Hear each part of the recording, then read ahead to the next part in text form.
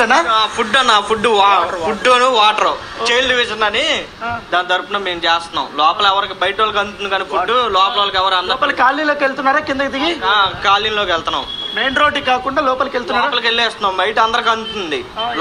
ఎంతమంది ప్లాన్ చేశారు? ఎంతమందికి? ఒక 100 మెంబర్స్. అవునా?